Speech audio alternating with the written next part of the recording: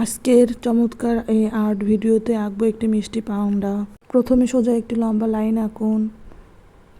বাঁশের ডান পাশে ইংরেজির বি অক্ষর আঁকুন। হালকা হাতে আঁকুন যাতে পরবর্তীতে মেশাতে পারেন। ওপরে দুটি ছোট কান দিন, মুখে দুটি গোল চোখ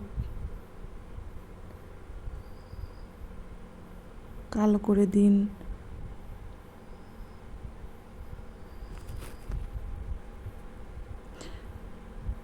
একটি ত্রিভুজ আকৃতির নাক আর একটি ছোট হাসি মুখ আঁকুন।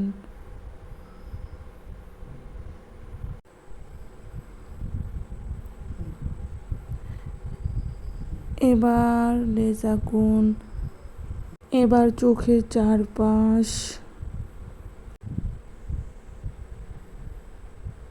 নাক ও শরীরের কিছু অংশ কালো করে দিন।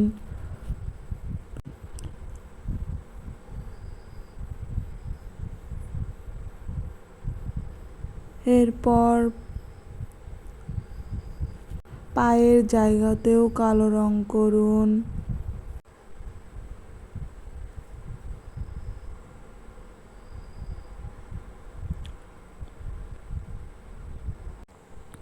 আবার একটি লম্বা লাইন আঁকুন যা হবে বাঁশ গাছের মূল গুঁড়ি। এবার ছোট ছোট অনুভূমিক রেখা দিয়ে ভাগ করুন বাঁশের অংশগুলা। বাঁশ গাছে দু একটি পাতা দিন। এবার রং করুন।